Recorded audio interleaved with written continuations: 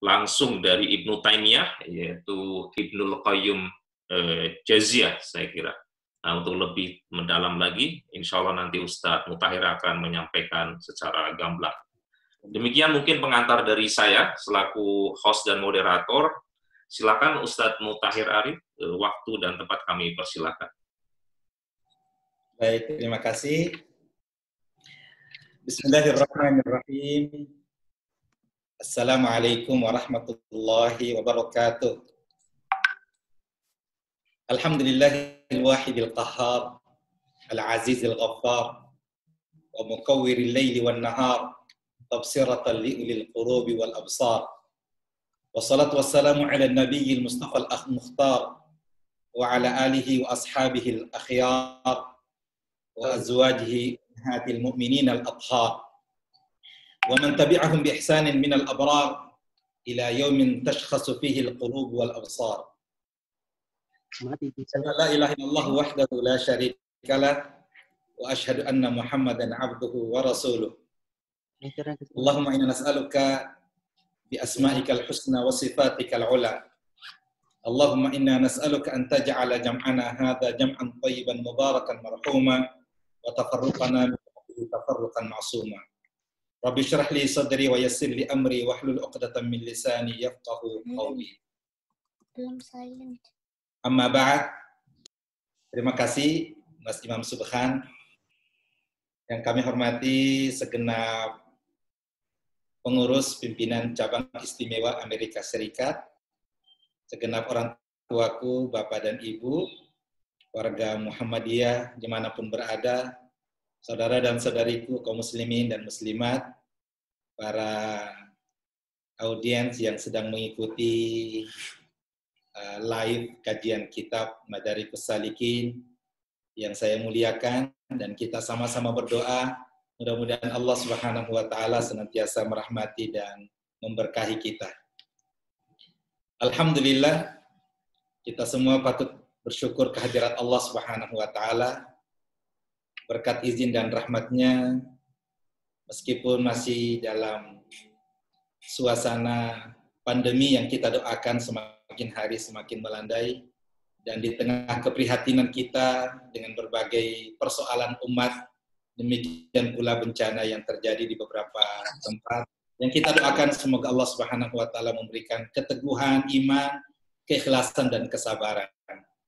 Semoga pertemuan silaturahim kita baik virtual ini senantiasa dirahmati, diberkati, dan semakin menambah iman, menambah ilmu dan keakraban di antara kita semua. Salam dan selawat senantiasa kita aturkan kepada junjungan Nabiullah Muhammad SAW, suri tauladan kita, pemimpin termulia sepanjang sejarah. Semoga kita senantiasa mendapatkan tuntunan dan bimbingan dari Allah untuk menjadi pengikut setia beliau hingga akhir hayat kita. Saudara dan saudariku yang saya muliakan, berbahagia sekali pada malam hari ini waktu Amerika dan pagi hari waktu Indonesia, kami dapat hadir di tengah-tengah orang mulia untuk berbagi ilmu dengan amanah yang diberikan kepada kami membawakan kajian kitab Madarikus Salikin. Kepada segenap panitia penyelenggara dan mungkin atas nama organisasi Islam besar Muhammadiyah yang kita cintai, kami mengaturkan terima kasih atas kepercayaan dan amanah yang diberikan kepada kami ini. Jazakumullahu khairal jazaa. Tentu ini adalah merupakan husnuzan dari antum semua untuk kami dapat hadir di hadapan antum semua untuk membawakan kajian rutin setiap hari Sabtu, lagi-lagi waktu Indonesia, dan setiap Jumat waktu Amerika. Bapak dan Ibu, ikhwani akhwati rahimakumullah, sungguh mengkaji satu kitab ulama salaf seperti karya Ibnu Qayyim Al-Jauziyah sungguh merupakan satu kebahagiaan tersendiri. Oleh karena kita dibawa pada satu nuansa yang bukan hanya klasik tetapi juga terasa betapa keikhlasan seorang ulama dapat melahirkan semangat belajar yang tinggi seiring dengan aplikasi akhlak mulia dalam interaksi sosial sehari-hari, dan dalam waktu yang sama kita dapat mencontoh kesungguhan ibadah sebagai pembuktian bahwa para ulama kita benar-benar sangat dekat kepada Allah Subhanahu wa Ta'ala. Nah, insya Allah dalam pertemuan perdana ini ya kita akan menyinggungnya bagaimana pembahasan kitab yang terdiri dari 3 jilid ini dan biografi secara singkat tentang penulis dari kitab yang luar biasa ini.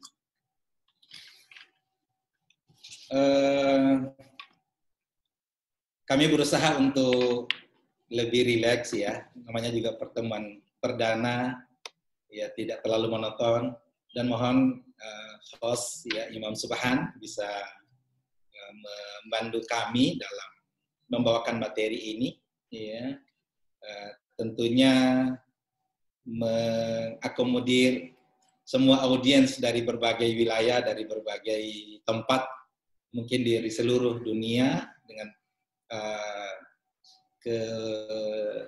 keleluasaan waktu yang ada. Kami perlihatkan ya, ini kitab aslinya, Madarijus Salikin. Terbalik ya Mas Imam ya? Enggak, Pak. Ya. Enggak terbalik. Mas ya, subhanallah ya. Ini abad ke-6 ya, karena beliau lahir itu tahun 691 dan Ibnu Qayyim Al-Jauziyah wafat pada tahun 751. Jadi tepat usia beliau 60 tahun. Dan subhanallah beliau telah mempersembahkan ya sejumlah kitab yang sangat spektakuler untuk menjadi rujukan umat Islam ya sepanjang sejarah. Tidak satupun orang kecuali membutuhkan tambahan gizi terhadap jiwa, terhadap roh. Ibarat seorang musafir tentu membutuhkan bekal yang cukup, maka kitab ini hadir untuk memberikan asupan terhadap kebutuhan pada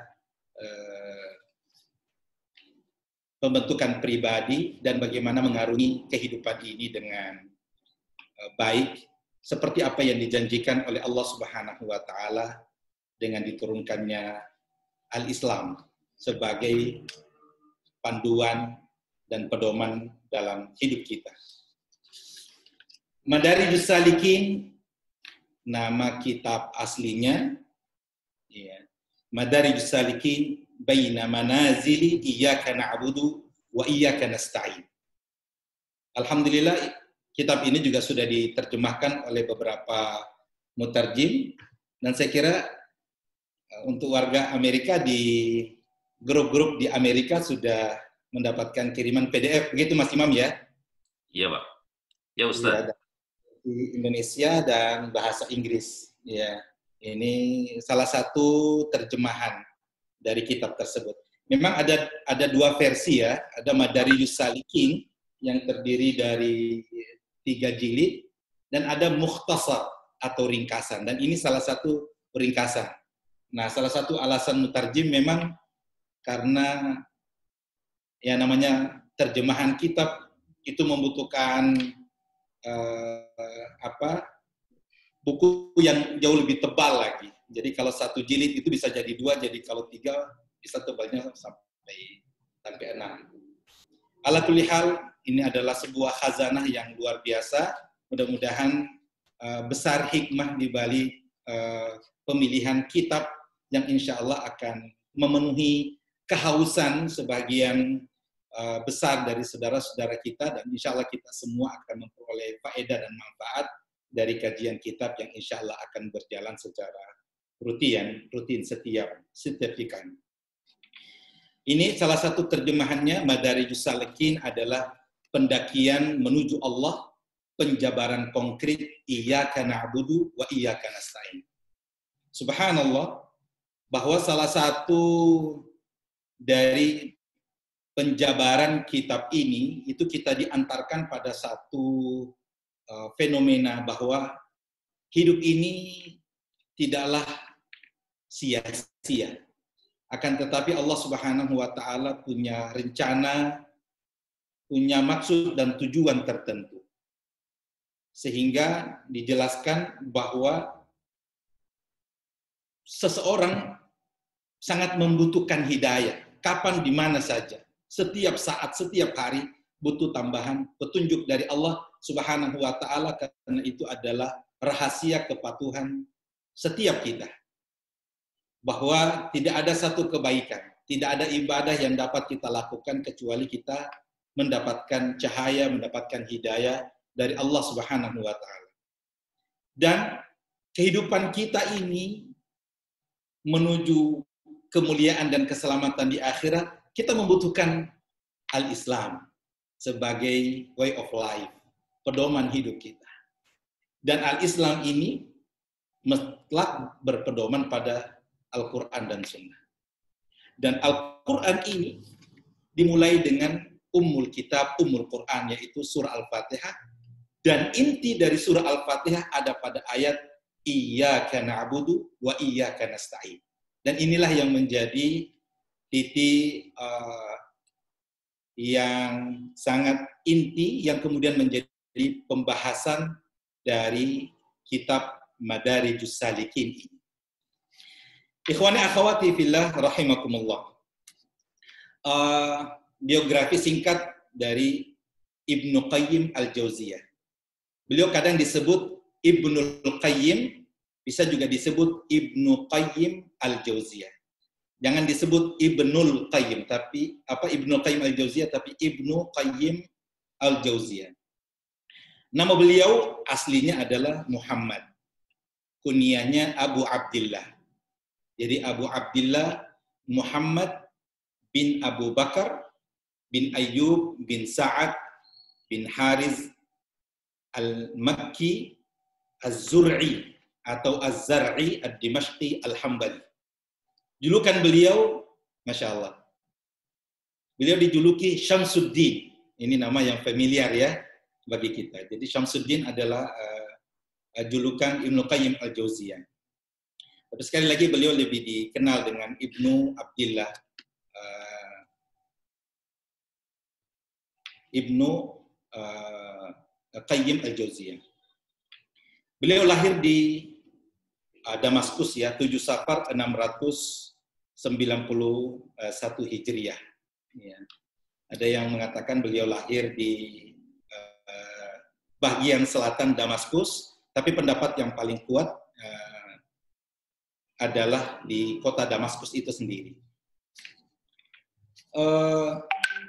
Nama Qayyim sebenarnya itu artinya kepala, ya, atau pengawas, karena ayahnya memang kepala sekolah. Ya. Al-Jauziyah itu adalah nama sekolah. Ya. Jadi Al-Jauziyah, Qayyim Al-Jauziyah, kepala sekolah Al-Jauziyah. Jadi Ibnul Qayyim adalah anak dari kepala sekolah Al-Jauziyah yang sangat terkenal itu. Siapa yang mendirikan sekolah Al-Jauziyah? Itu adalah seorang ulama besar pula, pengarang kitab Tablis Iblis dan Saidul Khatir, ya, lintasan pikiran, yang salah satu kitab yang fenomenal pula. Nama ulama tersebut adalah Abdurrahman bin Jauzi. Ya, lalu kemudian putra beliau bernama Yusuf itu yang kemudian mewakafkan sekolah tersebut untuk dikelola oleh Abu Bakar, ayah dari Ibnu Qayyim. Lalu dikenallah beliau dengan sebutan Ibnu Qayyim Al-Jauziyah.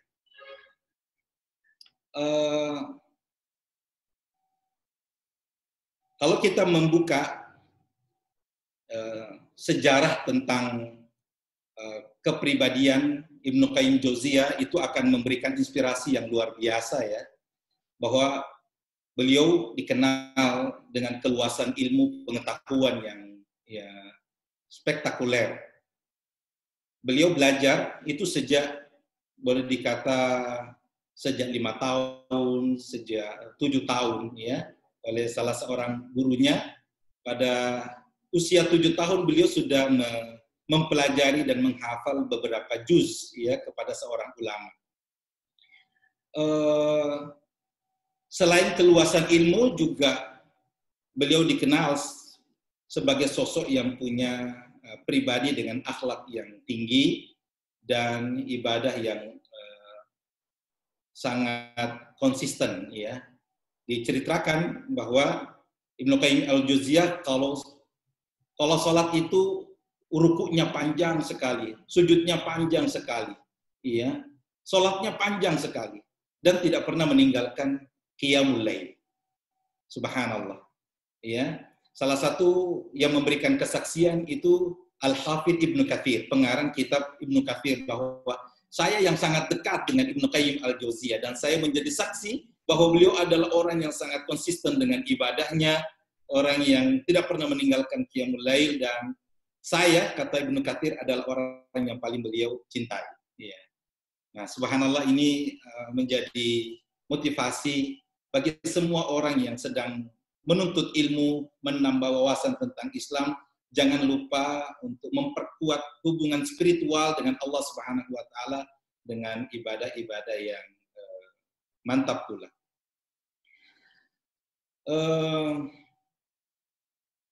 Ada satu hal yang menarik ya, bahwa ternyata Ibnu Qayyim Al-Jauziyah ini dikelilingi oleh para ulama. Ya. Selain bahwa beliau berguru secara langsung kepada Ibnu Taimiyah, ya, seorang ulama yang sangat masyhur, juga beliau belajar kepada ayahnya sendiri Abu Bakar, ya, yang ketika itu bukan hanya sebagai kepala sekolah, tapi juga memang sebagai seorang ulama, sehingga Ibnu Qayyim berguru kepada ayah beliau. Diceritakan bahwa Abu Bakar, ayah beliau itu adalah seorang yang soleh, ahli ibadah, mulia, dan mendapatkan ilmu lewat kitab Dalailun Nubuwah dari gurunya Rashid Al-Amiri. Selain itu, Ibnu Qayyim juga punya adik laki-laki yang bernama Zainuddin Abdurrahman bin Abu Bakar, seorang imam yang sangat menjadi panutan di zamannya, di mana beliau berguru langsung kepada seorang ulama besar, Ibnu Abd Daim Isa Al-Mut'im, dalam meriwayatkan hadis. Nah, salah satu muridnya adalah Ibnu Rajab Al-Hambali.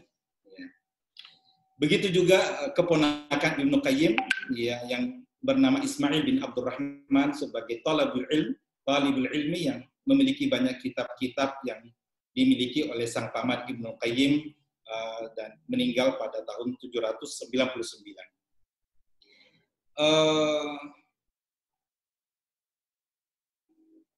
Ada beberapa pengakuan ya para ulama yang hidup di zamannya yang sekali lagi memberikan kesaksian akan ketulusan beliau, semangat beliau menuntut ilmu, dan bagaimana beliau memberikan keteladanan ya dalam banyak hal ya, termasuk dalam ibadah beliau.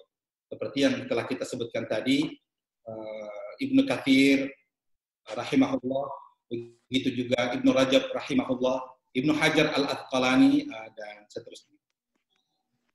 Perjalanan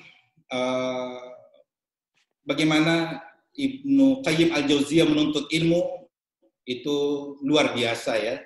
Beliau punya guru sangat banyak ya. Antara lain belajar dari ayah beliau, belajar dari Ibnu Daim, Abdi Daim, Syekhul Islam Ibnu Taimiyah, yang beberapa waktu Ibnu Taimiyah rahimahullah bersama Ibnu Qayyim al-Jauziyah itu dipenjara dalam waktu yang sama, dan itu bukan satu kali. Bahkan Ibnu Taimiyah dengan Ibnu Qayyim ya, itu dipisah di tempat yang berbeda dalam satu penjara, dan nanti dibebaskan ketika sang guru yang tercinta Ibnu Taimiyah itu meninggal dunia. Dan banyak lagi ya para ulama-ulama tempat di mana Ibnu Qayyim ini menimba ilmu. Baik, mungkin kita langsung pada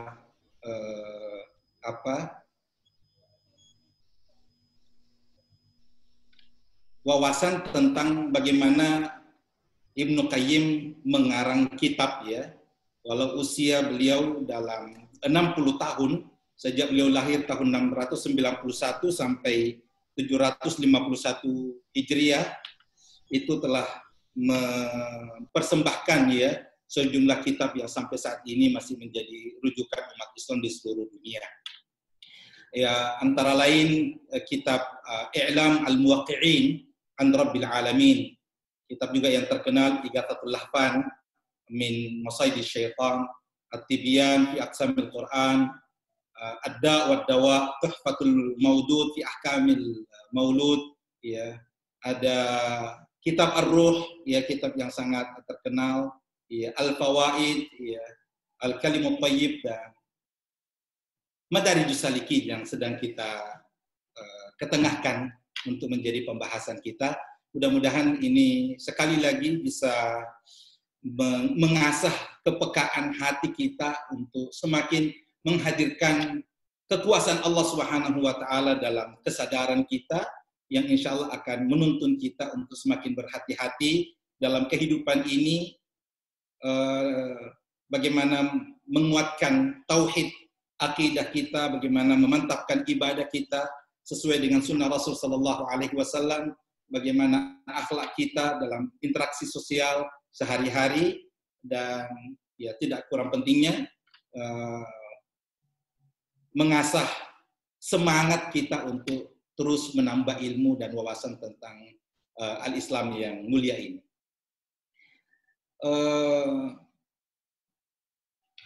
Ikhwani akhwati fillah, azakumullah. Dalam kitab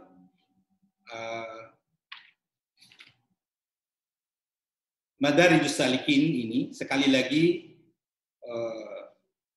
adalah merupakan satu ya persembahan yang sangat ya luar biasa, di mana Ibnu Qayyim al-Jauziyah selaku pengarang memberikan penjelasan secara terperinci kaitan kandungan surah Al-Fatihah ya dengan kehidupan kita sehari-hari. Secara singkat ya, bahwa dalam kitab Madarijus Salikin ini ada banyak penjelasan ya tentang keesaan Allah Subhanahu wa Ta'ala, tentang tauhid rububiyah, tauhid uluhiyah, dan asma wa sifat, dan bagaimana kita membuktikan bahwa tujuan hidup kita adalah iyyaka na'budu wa iyyaka nasta'in. Akan bagaimana hidayah menjadi kebutuhan yang sangat mendasar dalam kehidupan kita. Selain ishtamalat ala ta'rifi bil ma'mudi tabaraka wa ta'ala bi thalathati asma', bahwa ya, surah Al-Fatihah ini mencakup pengertian tentang siapa sebenarnya Allah Subhanahu wa Ta'ala yang wajib untuk kita sembah tersebut dengan semua kemuliaan asma dan sifatnya. Juga mengantarkan kita pada penetapan keyakinan bahwa yang namanya hari akhirat yang menjadi tempat yang kekal, negeri di mana semua manusia akan kembali ke sana, itu termaktub dalam ayat Maliki Yaumiddin. Dan ada satu hal yang sangat menarik ya, bahwa kebutuhan kita pada hidayah disebutkan dalam kitab ini halaman 8, bahwa sifat Allah Subhanahu wa taala yang Ar-Rahman yang menurunkan Al-Islam ini, menurunkan kitab-kitab, a'zamu min tadammunihi inzalil ghaithi wa inbatil qalb, bahwa kebutuhan manusia pada petunjuk itu jauh lebih besar daripada Allah menurunkan hujan dan menumbuhkan rumput dan tumbuh-tumbuhan. Ya, subhanallah, kajian kitab Madarijus Salikin yang menitik beratkan pada kandungan surah Al-Fatihah lebih pada iyyaka na'budu wa iyyaka nasta'in, walaupun penjelasan tentang persinggahan-persinggahan iyyaka na'budu wa iyyaka nasta'in ini disebutkan pada jilid 2 dan jilid 3. Untuk sementara saya akan mengakhiri untuk presentasi awal ini pada ihdinas siratal mustaqim sebagai pedoman betapa setiap hamba butuh jalan lurus yang akan mengantarkannya pada kebahagiaan dan kemuliaan yang hakiki. Sekali lagi, tidak ada satupun manusia kecuali butuh petunjuk, ya. Apalagi hidayat al-irsyad yang akan mengantarkan seseorang itu kepada cahaya, pada petunjuk Allah Subhanahu wa taala yang sebenarnya. Bagaimana orang dapat mempertahankan petunjuk itu juga menjadi satu keniscayaan, karena bukan satu kepastian bahwa orang yang sudah dapat petunjuk hari ini semangat untuk melakukan ibadah itu sudah merupakan harga mati yang terus akan dibawa sampai akhir hayat. Tidak, ya. Iman itu keluar masuk, iman itu naik dan turun, sehingga setiap kita berkewajiban untuk menjaga bagaimana agar hidayah yang Allah Subhanahu wa taala anugerahkan kepada kita itu terus akan bertahan. Paling tidak dengan beberapa cara ataupun kiat. Salah satunya adalah senantiasa membutuhkan nasihat. Kita butuh wejangan, butuh motivasi. Karena salah satu penyesalan orang yang ada di neraka, wa na'udzubillah, lau kunna nasma'u aw na'qilu ma kunna fi ashabis sa'ir. Andai kami memikirkan nasihat tersebut, tentu kami tidak menjadi pengikut atau tidak termasuk penghuni neraka sa'ir. Artinya orang yang tidak mau mendapatkan petunjuk, orang yang tidak mau mendengarkan nasihat, itu adalah merupakan alamat kegagalan dan kehinaan. Yang kedua, semangat belajar. Dengan belajar, mengamalkan sabda Rasul sallallahu alaihi wasallam, talabul ilmi faridatun ala kulli muslim. Di sana tumbuh semangat, motivasi untuk kita semakin dekat kepada Allah sebagai sumber hidayah. Yang ketiga, bagaimana menjaga pergaulan. Karena teman itu sangat besar peranannya dalam pembentukan pribadi dan akhlak kita sehari-hari. Matalul jalisi salihi wal jalisi su'i kahamini miskinu wa nafi khikir. Perumpamaan teman yang baik dan teman yang buruk adalah seperti berteman dengan penjual minyak wangi atau berteman dengan tukang pandai besi, seperti yang kita sudah ketahui bersama. Dan yang terakhir adalah doa, ya, agar Allah Subhanahu wa taala yang memberikan hidayah kita untuk memeluk agama Islam, membimbing kedua bibir kita untuk melafazkan asyhadu an la ilaha illallah wa asyhadu anna muhammadar rasulullah, itu menjadi keyakinan yang terpatri di dalam hati dan kemudian kita amalkan dalam keseharian kita. Ini membutuhkan bimbingan, membutuhkan petunjuk dari Allah, dan itu dengan doa. Ihdinas siratal mustaqim, ya Allah, tunjukilah kami ke jalan yang lurus. Allahumma alhimna rushdana, ya Allah, ilhamkan kepadaku kedewasaanku. Wahdina ila siratikal mustaqim, dan bimbinglah kami ke jalan yang lurus, ya. Rabbana la tuzigh qulubana ba'da idh hadaitana wa hab lana min ladunka rahmah innaka antal wahhab. Dan rangkaian doa-doa yang diajarkan Rasulullah sallallahu alaihi wasallam agar kita selalu meminta tambahan hidayah sehingga kita konsisten untuk mencontoh Nabi sallallahu alaihi wasallam di dalam mengaplikasikan iman dalam kehidupan sehari-hari. Saya kira demikian sebagai pengantar dari kajian kitab Madarijus Salikin Baina Manazili Iyyaka Na'budu wa Iyyaka Nasta'in. Ya, mudah-mudahan Allah memberikan semangat dan kekuatan hidayah kepada kita semua untuk dapat mengambil ibrah hikmah ke depan, ya, yang insya Allah akan membawa keberkahan bagi kita secara pribadi, rumah tangga kita masing-masing, anak dan generasi kita, dan seluruh umat Islam dimanapun berada. Jazakallahu khairan. Terima kasih Imam Subhan dan segenap orang tuaku, ya, warga Muhammadiyah dan segenap umat Islam dimanapun berada atas amanah dan kepercayaan ini. Mudah-mudahan kita bisa melanjutkan silaturahim ini dalam berbagai kesempatan. Barakallahu fikum. Aqulu qouli hadza wa astaghfirullah li wa lakum. Wassalamualaikum warahmatullahi wabarakatuh. Waalaikumsalam warahmatullahi wabarakatuh. Terima kasih sekali Ustadz atas paparannya, pengantar dari kitab Madarijus Salikin ini.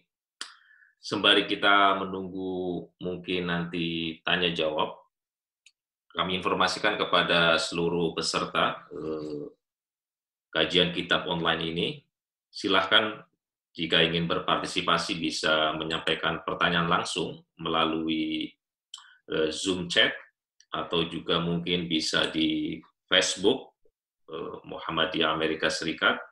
Nanti kita akan bacakan, biar nanti Ustadz nanti bisa menanggapi pertanyaan tersebut. Namun sambil menunggu nanti pertanyaan yang masuk, mungkin ada beberapa hal yang mungkin perlu kita diskusikan juga Ustadz, sembari nanti menunggu peserta untuk menyampaikan pertanyaan. Tadi disampaikan misalnya Ustadz di dalam paparannya ada judulnya adalah Iyyaka, ada kayak subjudul gitu ya Ustadz, Iyyaka na'budu wa iyyaka nasta'in. Nah, sepertinya posisinya itu adalah surat Al-Fatihah itu menjadi sangat sentral di dalam kajian kitab ini ya Ustadz. Mungkin Ustadz bisa kasih overview sedikit Ustadz, kenapa kok pakai subjudul dari ayat Al-Quran itu tersebut? Apakah posisi dari Al-Fatihah itu sangat sentral, dan bagaimana sentralitas dari Al-Quran, khususnya maksudnya surat Al-Fatihah ini, apalagi kemudian dipersempit lagi di ayat tertentu, yaitu Iyyaka na'budu wa iyyaka nasta'in itu. Jadi mungkin nanti juga bisa disampaikan Ustadz, biar nanti kita bisa punya bayangan, oh jadi punya gambaran secara umum kitab ini nanti akan mengkaji apakah kitab ini hanya fokus pada Iyyaka na'budu wa iyyaka nasta'in-nya, atau seperti apa Ustadz? Itu mungkin Ustadz sambil nanti kita tunggu pertanyaan dari peserta. Baik. Para ulama sudah banyak membahas ya tentang fadlu hadhihi surah, keutamaan surah Al-Fatihah sebagai ummul kitab, induk dari Al-Quran. Bahwa Al-Quranul Karim dengan 30 juz, 114 surah, ya, itu terangkum kandungannya dalam surah yang mulia ini. Kadang juga disebut dengan As-Sab'ul Matani, 7 ayat yang diulang-ulang. Perhambaan kita kepada Allah Subhanahu wa Ta'ala itu termaktub di dalam surah yang mulia ini. Dan lebih khusus lagi, di ayat Iyyaka na'budu wa iyyaka nasta'in menekankan bahwa manusia ini tidak ada jalan lain menuju keselamatan dan kemuliaan dunia akhirat kecuali menyembah kepada Allah Subhanahu wa Ta'ala. Iyyaka na'budu. Seluruh ibadah yang disebutkan oleh Syekhul Islam, definisinya adalah ismun jami'un likulli ma yuhibbuhu Allah wa yarda minal aqwali wal af'ali al-zahirati wal batinah. Satu nama yang mencakup seluruh ucapan dan perbuatan yang nampak ataupun tidak nampak, dilihat oleh sesama manusia ataupun tidak, tetapi itu dicintai, diridhoi oleh Allah Subhanahu wa Ta'ala, maka itu adalah ibadah yang setiap kita diciptakan karena dengan tujuan itu, sebagaimana dalam surah Adz-Dzariyat ayat 56, A'udzubillahi minasyaitonirrajim, wa ma khalaqtul jinna wal insa illa liya'budun. Ibadah terbagi dua, ada ibadah mahdhah, ada ibadah ammah. Ibadah yang sudah dicontohkan oleh Nabi Shallallahu Alaihi Wasallam, atau lebih jelas dengan rukun Islam, sesuatu yang sudah ditetapkan pelaksanaannya, bagaimana tata caranya, sehingga menjadi ibadah yang khusus pada waktu tertentu dengan cara tertentu pula. Tapi selain itu, yang menjadi hikmah besar dari penciptaan kita sebagai hamba Allah Subhanahu wa taala, memastikan bahwa seluruh tindakan kita, gerak-gerik kita, ucapan, perbuatan, dari bangun tidur sampai tidur kembali, bahkan tidur itu sendiri bagaimana bermakna ibadah, kalau kita niatkan bahwa ini adalah kesyukuran kepada Allah dan upaya untuk membuktikan kesyukuran kita kepadanya. Ikhwani akhwati azakumullah. Tapi di sisi lain, ada orang beribadah kepada Allah, tapi kalau minta bantuan, itu kepada selain Allah. Sholatnya bagus, puasanya bagus, tapi giliran mendapatkan kesulitan, itu justru minta kepada berhala. Itulah sebabnya dorongan seseorang untuk menyembah itu pasti ada dimanapun berada. Ya. Tapi kalau tidak sesuai dengan bimbingan Allah, sesuai dengan ajaran Islam yang luhur, justru kadang-kadang perbuatannya aneh-aneh, seperti sesajen buat laut, ya, untuk mengharapkan bantuan dari dewa tertentu. Itu berarti isti'anahnya bukan kepada Allah. Nah, sejatinya seorang muslim yang mukmin itu ibadah dan isti'anahnya mutlak hanya kepada Allah Subhanahu wa taala, karena itu adalah merupakan hak Rabbul Alamin secara absolut. Intinya ibadah kita dan permohonan bantuan dan pertolongan pun kepada Allah Subhanahu wa taala saja. Idza sa'alta fas'alillah wa idza sta'anta fasta'in billah. Kalau minta bantuan, mintalah kepada Allah Subhanahu wa taala. Demikian petunjuk dari Rasulullah sallallahu alaihi wasallam. Saya ingin menyapa banyak saudara-saudariku ya dari berbagai lembaga, ya bahkan dari sejumlah ya negara ya. Ini dari Houston, Texas, banyak yang mengikuti Mas Imam ya. Oh ya. Terima kasih, jazakallah khair ya. Terima kasih atas semua perhatian ya, dan kebersamaan kita dalam kesempatan ini. Silakan Bapak Ibu, kalau misalnya ada pertanyaan bisa disampaikan langsung melalui Zoom, lewat suara ataupun lewat chat. Dan bagi yang mengikuti di Facebook bisa juga menyampaikan di catatan di Facebook, di komentar, kolom komentar.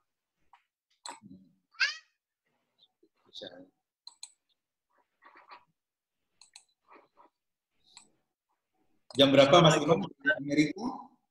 Saat ini sudah jam 5.43. Sore atau malam? Sore Ustaz. Alhamdulillah Ustaz Samsi Ali juga sudah bergabung. Waalaikumsalam. Apaan, baru masuk. Ya, jadi kita membahas iyyaka na'budu ya. Iya, betul. Ada cerita agak lucu nih, Ustaz. Jadi kalau orang Arab itu mengatakan begini. Iya. Ana uhibbuki, bilang sama istrinya, saya cinta kamu, dengan bilang ana uhibbuki. Nah, kata ini masih terbuka, saya cinta kepadamu dan juga kepada yang lain. Ya, sama kalau kita mengatakan ana a'budu, ya kan? Bukan iyyaka na'budu itu, maka iyyaka yang dahulukan maf'ulnya, objeknya itu berarti litahsir. Artinya nggak ada sama sekali yang lain. Maka didahulukan iyyaka na'budu. Engkaulah yang kami sembah. Maka seharusnya kalau kita ingin pastikan kepada istri bahwa hanya istri saja yang dicintai, maka seharusnya iyyaka uhibbu, iyyaki uhibbu. Tapi kalau ana uhibbuki itu saya cinta kepada kamu, tapi juga terbuka kepada yang lain. Sama juga. Jadi,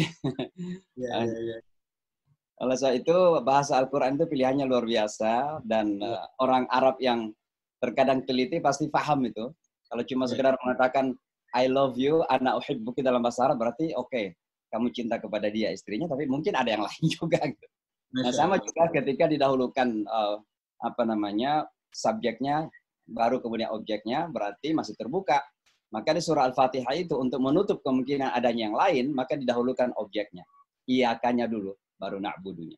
Litafsir untuk mengkhususkan bahwa memang ibadah itu khusus untuk Allah. Maka kalau kita mau mengkhususkan kecintaan kepada istri, kita katakan, iyyaki uhibbu. Engkau saja yang saya cintai, nggak ada yang lain gitu. Masya Allah. Itu cuma cerita-cerita joking saja.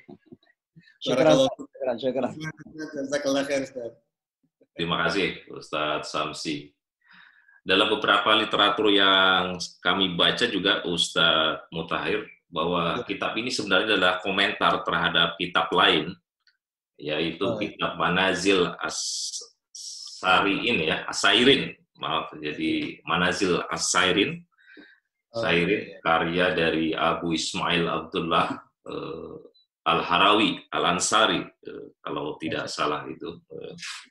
Nah, yang kemudian dianggap sebagai penganut mistisisme, tasawuf mistisisme, meskipun beliau juga adalah pengikut Hanbali.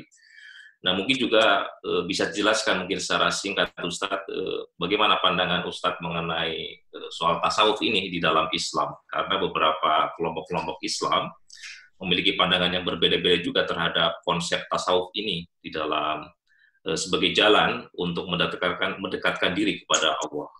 Kalau kemudian secara akademik mungkin kita menganggapnya sebagai aspek etis dari sisi agama yang menekankan kepada akhlak.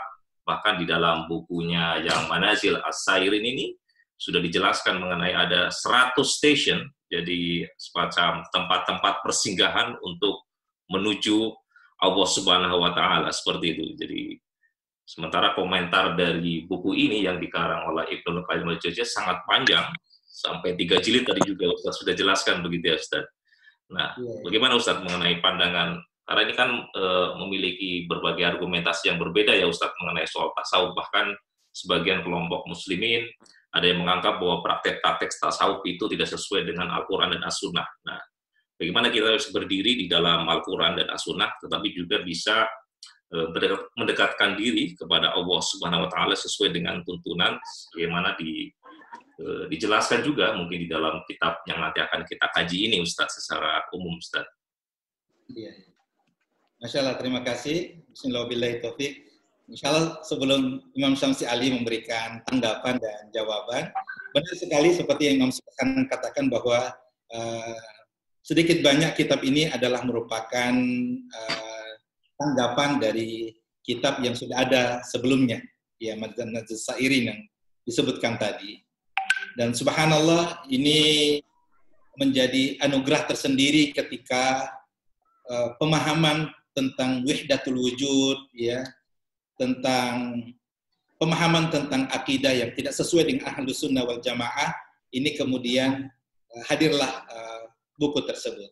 Jadi mudah-mudahan dengan kita mengkaji kitab ini, kita semakin dekat dengan apa yang seharusnya menjadi prinsip akidah kita, jauh dari tasybih, jauh dari beberapa golongan-golongan yang menyimpang dari tauhid atau akidah yang sebenarnya. Allahu a'lam bishawab. Ya, baik Ustaz. Silakan Bapak dan Ibu, jika ada yang ingin memberikan komentar atau pertanyaan, atau mungkin Ustaz Samsi mau menambahkan lagi Ustaz. Ini saya mungkin piggyback pertanyaannya Mas Imam tadi. Oh ya, silakan. Pengertian saya juga demikian, kalau ini salah satu tokoh ini Pak Ridho ya, Ridho. Ya, tokoh tasawuf. Ada istilah yang bilang dia salah satu tasawuf salafi. Mungkin Ustaz bisa kasih kolaborasi sedikit, apa maksudnya tasawuf salafi dan peran apa yang beliau mainkan untuk merevitalisasi tasawuf tersebut? Ya, silakan dari Pak Jimmy, silakan Ustadz Mutahir. Iya. Tentang tasawuf, saya kira para ulama sudah banyak mengulas ya tentang hakikat sufi dan pemahaman tasawuf tersebut yang berkembang pada abad ke-6 dan abad ke-7, di mana Ibnu Qayyim al-Jauziyah hidup menuntut ilmu dari Ibnu Taimiyah, yang sekali lagi konsisten pada Al-Quran dan Sunnah dengan pemahaman salafus saleh, ya, sehingga semua pendekatan akidah yang diketengahkan dalam kitab Madarijus Salikin yang merupakan perwakilan dari seluruh cara berpikir beliau dan keyakinan beliau hadir dalam kitab-kitab yang beliau persembahkan. Kata salafi, sebagaimana yang kita ketahui, ya kembali kepada salafus saleh, bagaimana pemahaman Rasulullah SAW dan para sahabatnya. Allahu a'lam bishawab. Jazakallahu khair, Ustaz. Baik, terima kasih Ustaz. Baik, silakan Bapak dan Ibu, kalau misalnya ada pertanyaan. Assalamualaikum warahmatullahi wabarakatuh. Waalaikumsalam. Dari Pak siapa, silakan. Saya Muhammad Ali. Ya. Oh, Mas Ali, silakan Pak Ketua PCIM. Oh, Masya Allah. Ahlan wa sahlan. Saya mau menyapa saja. Saya mau menyapa Ustadz Mutaharir Arif. Alhamdulillah nih bisa silaturahim lagi setelah terakhir di Nusantara. Ya alhamdulillah. Walafiat. Terima kasih ya, saya senang sekali kita bisa memulai kajian kitab ini. Mudah-mudahan nanti akan berlanjut ya. Dan ya kita terkenallah nama ini ya, nama Ibnu Qayyim Al-Jauziyah. Tadi sudah disebutkan, sedikit menambahkan saja, khususnya dalam kajian Islamic Studies ya, yang saya tahu menyangkut beliau ya, menyangkut kitab beliau. Tadi sudah disampaikan sangat baik sekali. Yang pertama, aspek yang menurut para pengkaji ya tentang Ibnu Qayyim ini, pertama tadi seperti disebutkan ada persepsi bahwa tasawuf itu tidak memperhatikan teks Al-Quran. Artinya ada tadi itu ya, ada semacam, oh kalau tasawuf berarti Anda jangan terlalu memperhatikan aspek teks ya, dalam ini Al-Quran. Nah, Ibnu Qayyim tidak sependapat dengan itu. Beliau ingin menunjukkan bahwa tasawuf, dia tidak menggunakan kata tasawuf untuk dirinya, lebih kepada ma'rifah. Jadi ma'rifah dalam hal pengetahuan tentang Allah yang sesungguhnya, dan itu tidak harus berlainan atau bertentangan dengan Al-Quran. Jadi harus berdasarkan Al-Quran. Tidak bisa melahirkan konsep-konsep ajaran-ajaran yang bisa bertentangan dengan Al-Quran. Itu yang pertama. Jadi mendekatkan nilai-nilai ma'rifah, nilai-nilai tasawuf dengan Al-Quran. Jadi istilah ilmu dengan ma'rifah. Jadi ilmu itu sekedar pengetahuan biasa, sementara ma'rifah itu pengetahuan yang lebih dalam tentang Allah. Dan Ibnu Qayyim saya kira bisa dikatakan kalau dalam konteks ilmu tasawuf itu moderat sufism. Jadi tasawuf yang moderat, tidak yang ekstrim, ya, tidak yang sampai misalnya menurut Ibnu Qayyim seperti Wahdatul Wujud itu. Makanya kitab ini salah satunya adalah kritik terhadap Wahdatul Wujud seperti tadi Ustadz bilang. Jadi Wahdatul Wujud, bahwa semua wujud ini hanya satu ya. Ibnu Arabi itu menurut Ibnu Qayyim bertentangan dengan ma'rifah dalam konteks Al-Quran. Itu yang pertama yang bisa menjadi karakteristik kitab ini, Madarikus Salikin. Yang kedua, konsep hakikoh dengan syariah. Jadi ada perspektif bahwa syariah itu tidak bisa mencapai kepada hakikat gitu. Jadi padahal hakikat dengan syariah tidak bertentangan. Jadi pengetahuan kita tentang yang nyata dengan pengetahuan syariah itu bukan dua hal yang bertentangan. Jadi hakikat dengan syariah. Biasanya dalam dunia kajian tasawuf, orang-orang sufi itu kebenarannya lebih tinggi, ya, karena dia mencapai hakikat. Sementara orang-orang biasa itu hanya sekedar pada level syariah atau hanya level-level yang sifatnya eksternal, ya, di luar saja, misalnya cara sholat, cara wudhu, cara puasa dan lain-lain. Nah, menurut Ibnu Qayyim, hakikat dengan syariah bukan dua hal yang bertentangan. Itu karakteristik yang kedua. Yang ketiga yang menurut saya juga menarik, hubungan antara zauq dalam bahasa Arab kita tahu rasa, pengalaman beragama. Nah, pengalaman beragama ini sebetulnya lebih baik, lebih bagus daripada ilmu biasa. Jadi agama itu bukan sekedar diketahui, tapi dirasa. Jadi ada istilah religious experience. Jadi pengalaman keberagamaan, zauq, itu tingkatannya kalau menurut Ibnu Qayyim itu lebih tinggi, lebih dalam ketimbang sekedar pengetahuan keagamaan. Nah ini menurut saya makanya kitab ini menjadi sangat penting, Pak Kiai. Jadi Pak Ustadz ini luar biasa. Silakan dilanjutkan. Ini menambahkan saja tadi yang sudah disampaikan.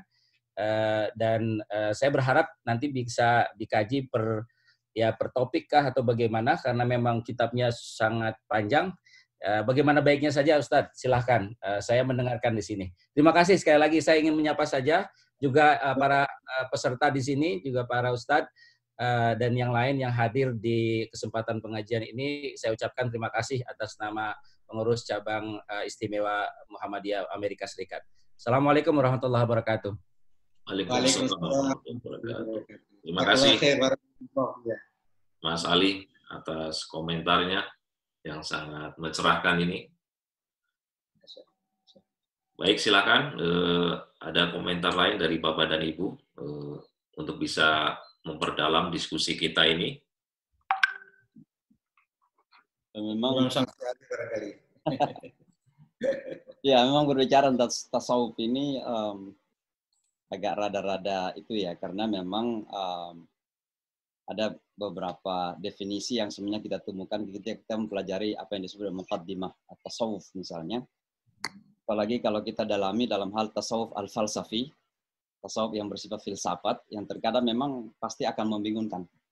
Ya, karena akan banyak terikat dengan beberapa filsafat Yunani sebenarnya, yang kemudian menjadikan ada ulama-ulama kita yang terkadang secara sepintas saja langsung kemudian dikatakan bahwa ini adalah produksi Yunani dan bukan bagian dari Islam, sehingga langsung misalnya dikatakan bahwa tidak Islami yang namanya tasawuf itu. Padahal secara maknawi, secara arti, secara substantif, bisa kita lihat bahwa semuanya itu ada pada ajaran agama sebenarnya kalau kita merujuk kepada pemahaman yang lebih jauh lagi.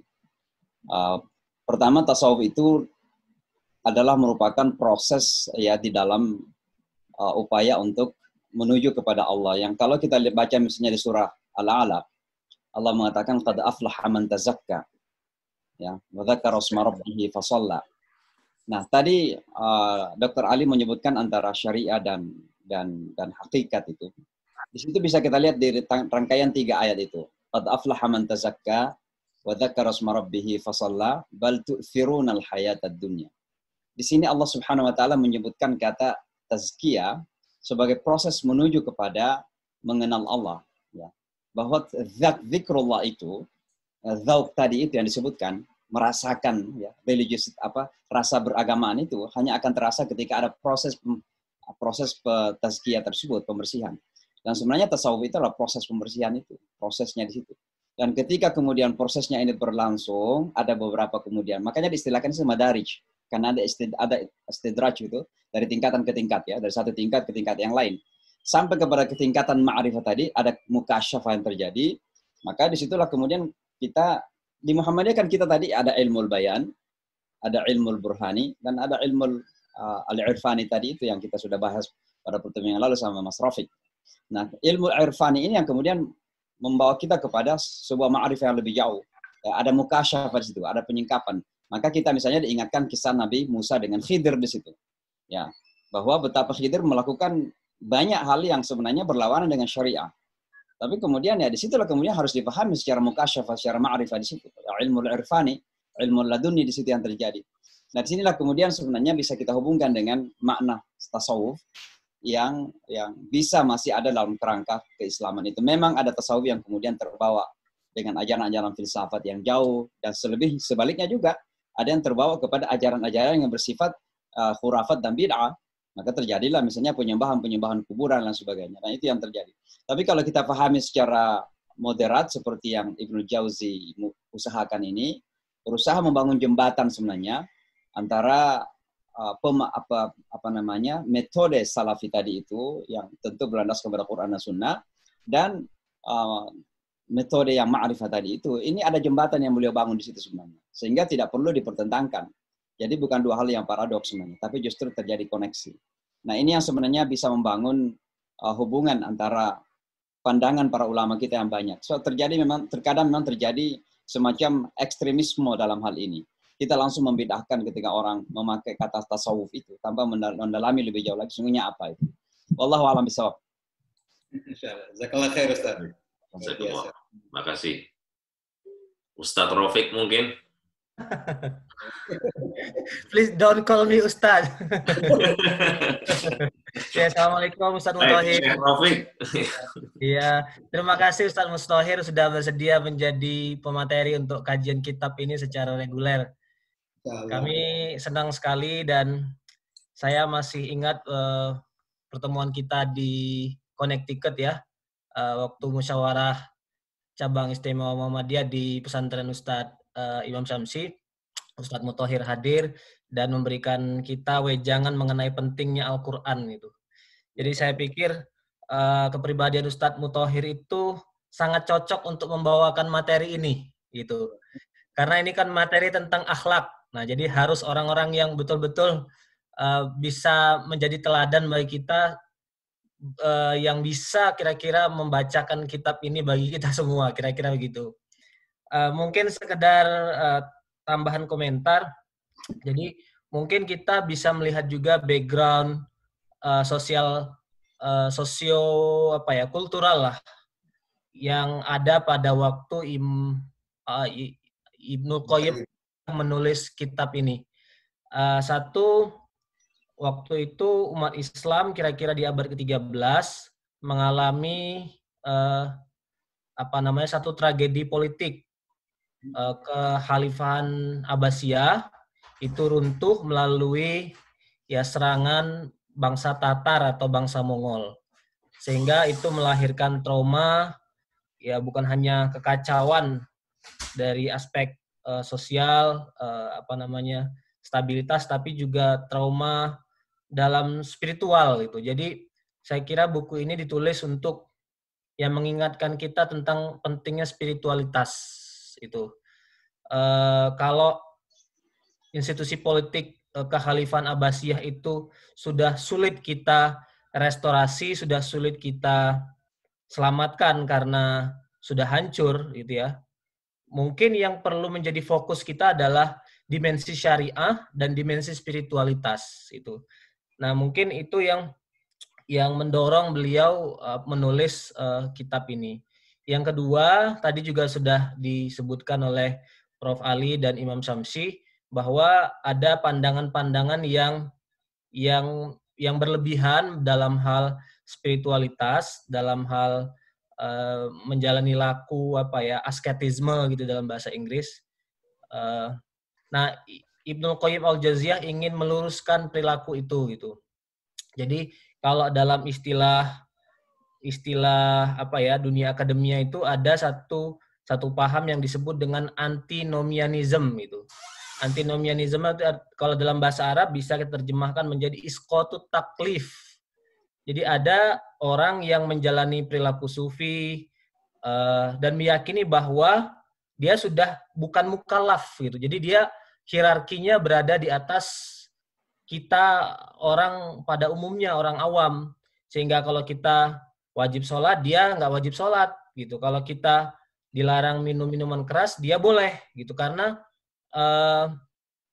cara pandang mengenai kebenaran itu dianggap berbeda gitu. Dan kriteria kebenaran dianggap berbeda.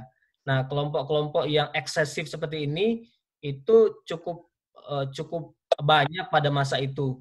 Makanya kalau kita baca karya-karya Ibnu Taimiyah juga, Ibnu Taimiyah rajin sekali mengoreksi paham seperti ini mengenai praktek eksesif, misalnya ziarah kubur sampai orang meminta kepada apa yang ada di dalam kubur gitu ya. kemudian ya praktek tawasul yang berlebihan. Nah, baik Ibnu Taimiyah maupun Ibnul Qayyim ingin mengembalikan tasawuf pada relnya.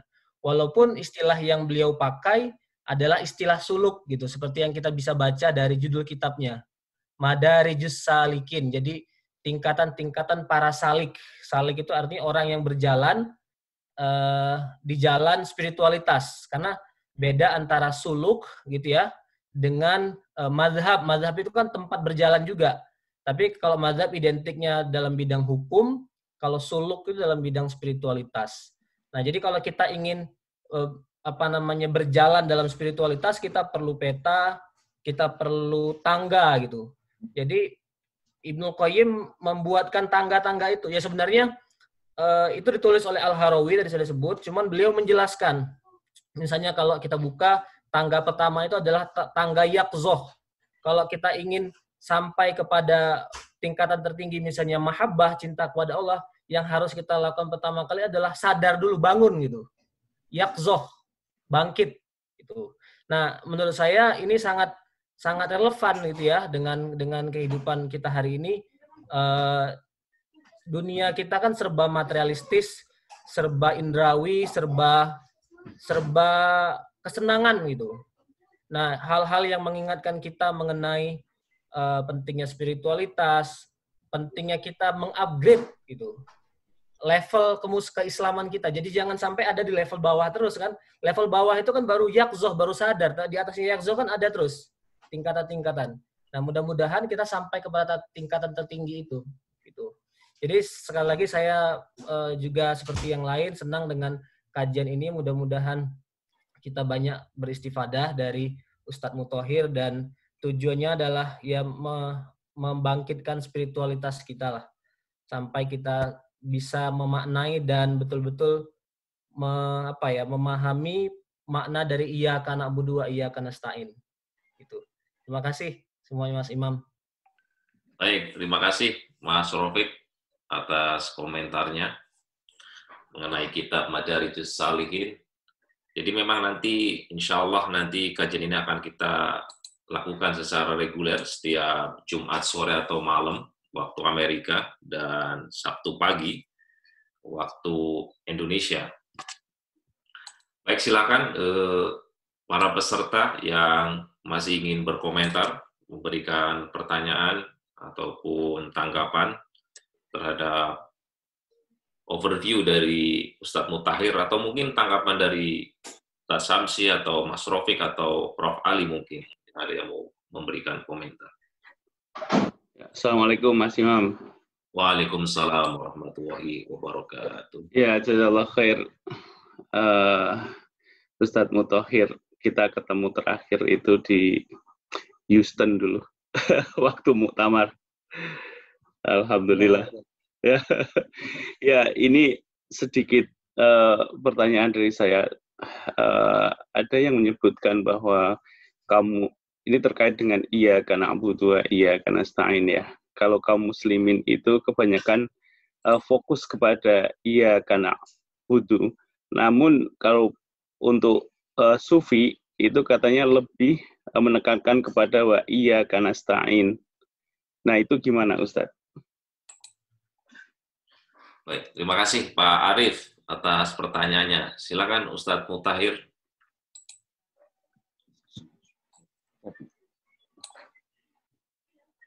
Halo, iya. Terus terang saya tidak begitu mendalami ya tentang kecenderungan seperti yang disebutkan tadi. Yang pasti bahwa kita diwajibkan ya untuk konsisten pada kewajiban memaknai dan mengamalkan satu paket iyyaka na'budu dan iyyaka nasta'in. Bahwa setiap hamba selain kewajiban ibadah dengan semua tuntutan dan syarat-syaratnya, juga dalam kehidupan sehari-hari, kecil dan besar, setiap kita menyadari akan kelemahan di hadapan kekuasaan dan kemahabesaran Allah Subhanahu wa taala, sehingga kita diwajibkan untuk selalu meminta tolong, memohon bantuan dari Allah. Dan itu adalah penjabaran dari lafaz zikir yang mulia, la haula wala quwata illa billah, tidak ada daya dan tidak ada kekuatan melainkan semata bantuan dan pertolongan dari Allah Subhanahu wa taala. Kesempurnaan iman yang mutlak menjadi perjuangan sejati kita adalah bagaimana sampai pada hakikat ya keberimanan kita kepada Allah, bahwa segala sesuatu ini Allahus Samad, hanya Allah Subhanahu wa taala yang menjadi tempat kita menyandarkan seluruh urusan kita, dan itu adalah merupakan konsekuensi tauhid dan akidah kita. Wallahu a'lam bishawab. Terima kasih Ustadz Mutahir. Beberapa literatur yang saya baca juga memang kecenderungan dari Ibnu Qayyim Jauziyah agak berbeda dengan gurunya, jadi Ibnu Taimiyah. Sementara kalau pendekatan-pendekatan yang dilakukan oleh Ibnu Taimiyah agak semacam literalis, kemudian juga sangat tekstual, dan juga agak mungkin sedikit keras. Sementara Ibnu Qayyim Jauziyah di dalam banyak kitabnya itu justru lebih pendekatan-pendekatan seperti cinta, kemudian juga pendekatan-pendekatan sufistik, spiritualitas gitu. Meskipun sebenarnya kan mereka tadi juga disampaikan oleh Ustadz Mutahir sempat mengalami di penjara bareng juga ya Ustadz pada zaman kekhalifahan siapa Ustadz itu, saya juga agak kurang paham itu ketika mereka di penjara bareng karena ada satu perbedaan pandangan mungkin ya Ustadz, atau perbedaan politik, atau saya juga tidak tahu persis, mungkin nanti juga bisa Ustadz kasih overview sedikit Ustadz.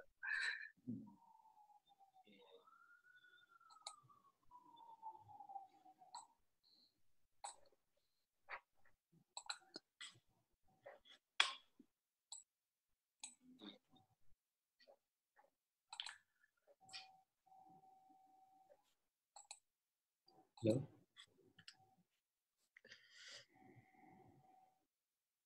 Bagaimana? Kurang jelas.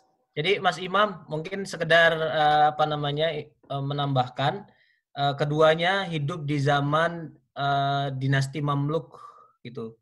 Oh, Mamluk. Ya, fi asril Mamalik. Jadi dinasti Mamluk itu pusatnya ada di Mesir, tetapi wilayah kekuasaannya juga sampai ke Syam, sampai ke Syria. Dinasti Mamluk ini uniknya dinasti yang dipimpin oleh para budak. Mamluk itu kan artinya orang-orang yang dimiliki gitu. Nah, jadi dinasti para budak yang menjadi sultan. Sekali lagi institusi kekhilafahan sudah sangat lemah. Khalifah itu hanya simbol, karena kekuatan politik justru ada di tangan para sultan, para eksekutor harian gitu kira-kira. Nah, keduanya pernah dipenjara, terutama Ibnu Taimiyah karena beberapa fatwanya itu bertentangan dengan mazhab mainstream waktu itu, mazhab Syafi'i di Mesir, sehingga ada agitasi, ada semacam kecemburuan sosial di kalangan ada perbedaan pendapat lah. Sementara ulama-ulama mazhab Syafi'i ini persuade gitu kepada Sultan Baibar, Sultan penguasa Mamluk itu untuk memenjarakan Ibnu Taimiyah. Nah, tapi sekalipun dia diperlakukan dengan cara dipenjara, tapi pandangan politik Ibnu Taimiyah maupun Ibnu Qayyim itu sebenarnya sangat pro penguasa gitu. Makanya kalau hari ini kita mencari misalnya teologi apa yang ramah kepada penguasa, diantaranya adalah teologinya Ibnu Taimiyah dengan Ibnu Qayyim, karena bagi mereka ulama itu perlu taati kalau mau diberi nasihat ya secara halus, kemudian ta'awun, amar ma'ruf nahi munkar. Jadi bukan tipe ulama yang menjaga jarak, apalagi sampai mengambil tindakan-tindakan radikal yang bersifat fisik gitu. Bagi keduanya al-khuruj alal imam itu bukan Imam Subhan ya. Al-khuruj alal imam artinya keluar dari ketaatan kepada imam itu hukumnya haram gitu. Ya mungkin bisa dipahami karena waktu itu situasinya habis kekalahan Mongol. Kedua, juga ada tantangan perang salib gitu. Jadi kita harus kohesif, harus rapi barisan umat Islam, karena kalau enggak ya kita nggak akan bisa memenangkan pertarungan gitu, perang dengan bangsa Mongol. Jadi mungkin itu juga dimensi sosial, politik dan kebudayaan atau background dari Ibnul Qayyim al-Jauziyah. Ya. Terima kasih Mas Rofik atas tanggapannya. Baik Bapak dan Ibu, silakan sebelum kita nanti tutup kajian ini, misalnya kalau ada pertanyaan ataupun tanggapan, kami persilakan menuliskan di chat ataupun bisa langsung berbicara melalui Zoom ini. Dan bagi Bapak dan Ibu yang mengikuti di Facebook Live, bisa menyampaikan pertanyaan di kolom komentar. Baik, Imam Subhan, saya ingin mengucapkan terima kasih ya kepada ya para asatizah, para pakar yang luar biasa, Imam Samsi Ali, ya Dr. Muhammad Ali, Dr. Rafiq ya, yang tentu sangat kita harapkan memberikan tambahan masukan sesuai dengan literatur yang memang menjadi makanan sehari-hari para masyayikh ini ya.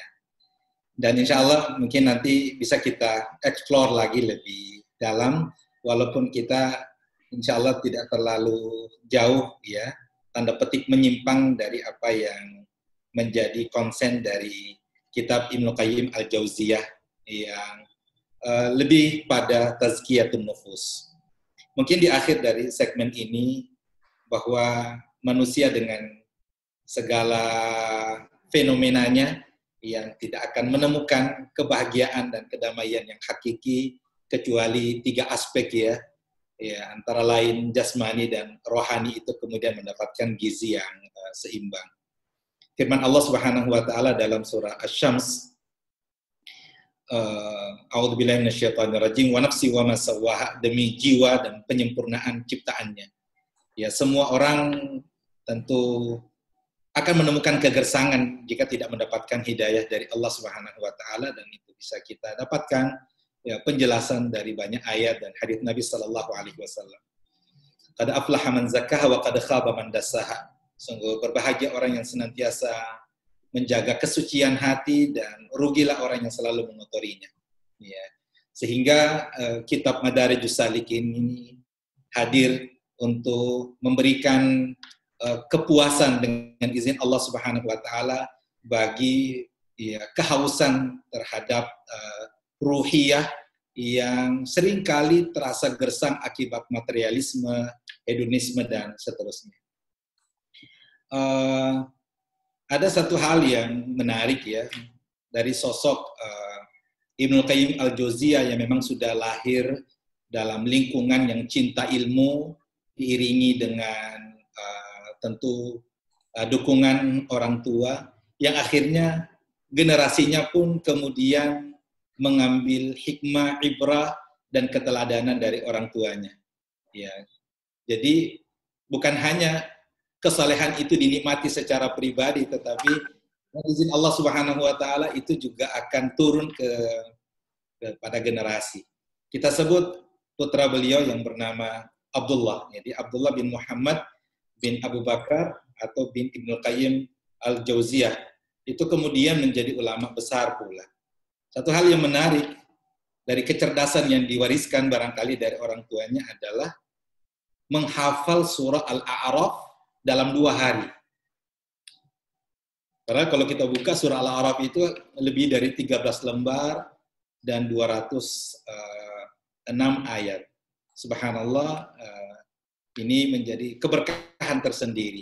Dan karena itu, maka tidak terlalu mengherankan ketika ada upaya dan metode yang kemudian terus berkembang menghafal Al-Quran dalam waktu yang relatif singkat. Dan semoga ini bisa menjadi inspirasi dan membangun optimisme setiap kita dan anak-anak kita khususnya untuk kemudian menjadi hafizul Quran.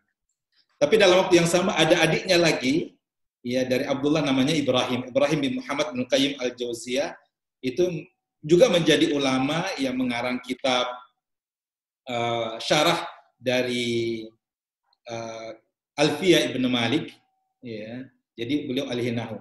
Tapi dalam waktu yang sama beliau adalah ulama yang kaya raya. Yang ketika beliau meninggal dunia meninggalkan lebih daripada 100.000 dirham, ya, menjadi sosok yang kemudian bisa menginspirasi generasi kita. Mudah-mudahan sekali lagi dengan kajian kitab ya, Madarijus Salikin ini dapat menambah khazanah kami secara pribadi dan insya Allah kita semua untuk mengantarkan kita pada tazkiyatun nufus, upaya untuk mensucikan jiwa yang semoga semakin mengokohkan ya keimanan kita dan keyakinan kita kepada petunjuk Allah Subhanahu wa taala. Jazakumullahu khairan. Terima kasih sekali lagi Imam Samsi Ali, Imam Subhan ya, Dr. Rafiq dan Prof. Muhammad Ali. Barakallahu fikum. Baik, terima kasih Ustadz Mutahir. Baik, Bapak dan Ibu sekalian, sepertinya waktu kita juga membatasi perjumpaan kita pada sore hari ini. Insya Allah nanti kita akan melanjutkan kajian kita untuk minggu depan. Namun sebelum sampai ke penutupan, ini ada beberapa request Ustadz, mungkin nanti sebelum kajian itu mungkin ada, kalau memungkinkan ada materi atau outline yang disampaikan, misalnya untuk minggu depan, nanti apa materi yang mau dibahas, karena kitab itu kan sendiri tebal dari bab kemana sampai kemana, jadi biar nanti Bapak dan Ibu juga punya pegangan sebelum masuk ke forum bisa. Ya, silakan Ustaz. Ya.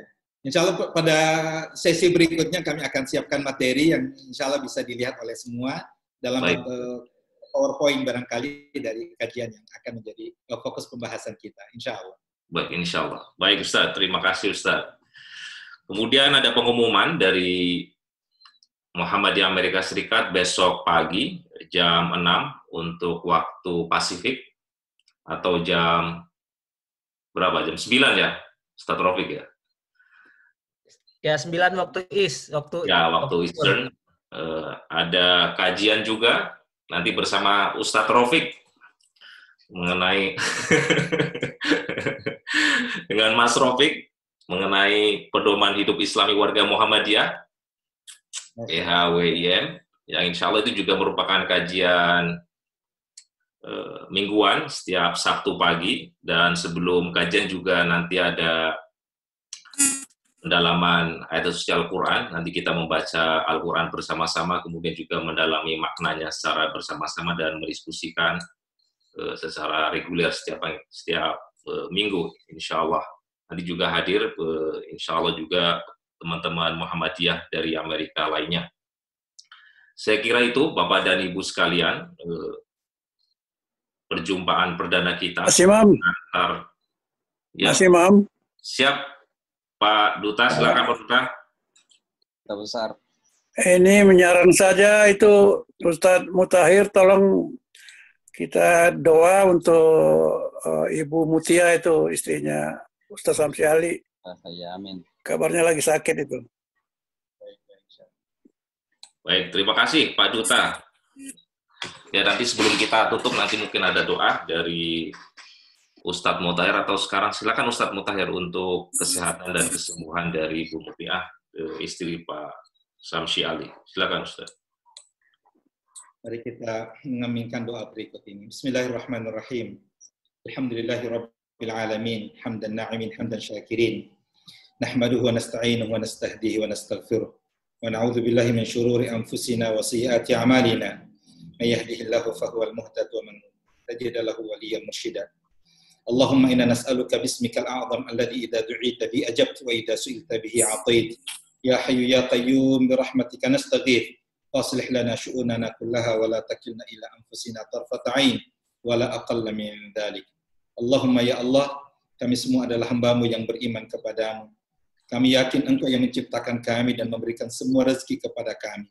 Bimbinglah kami semua ke jalan-Mu ya Allah dengan cara-Mu yang terbaik. Sucikan hati kami dari takabur, hati kami dari riya, sucikan hati kami dari kecintaan berlebihan terhadap dunia. Bimbinglah hati kami untuk senantiasa dan bersabar. Bimbinglah hati kami untuk senantiasa mendekatkan diri dan memperbaiki ibadah kami kepadamu. Allahumma ya Allah, kami sungguh memohon kepadamu, kiranya Engkau memberikan kesembuhan kepada orang tua kami, saudari kami, Ustazah Mutia Abdul Malik. Amin. Berikanlah kesembuhan kepadanya, berikanlah keafiatan kepadanya, sehingga sehat sedia kala. Allahumma ya Allah, bimbinglah kami semua, bahagiakanlah kami semua, bahagiakanlah putra-putri kami semua, sebagaimana mempertemukan kami dan mengumpulkan kami dalam suasana yang damai, bahagia di dunia ini. Kami mohon kepadamu kiranya Engkau mempertemukan kami dan mengumpulkan kembali di surga Firdaus. Rabbana hab lana min azwajina wa dzurriyyatina qurrata a'yun waj'alna lil muttaqina imama. Rabbana atina fid dunya hasanah wa fil akhirati hasanah wa qina adzabannar. Subhanaka rabbika amma yasifun wa salamun alal mursalin walhamdulillahi rabbil alamin. Amin. Alhamdulillahi rabbil alamin. Baik, terima kasih Ustadz Mutahir dan juga partisipasi Bapak dan Ibu sekalian. Mari kita tutup kajian pada sore malam hari ini dengan doa kafaratul majlis. Subhanaka wa bihamdika asyhadu an la ilaha illa anta astaghfiruka. Terima kasih. Wassalamualaikum warahmatullahi wabarakatuh. Waalaikumsalam warahmatullahi wabarakatuh.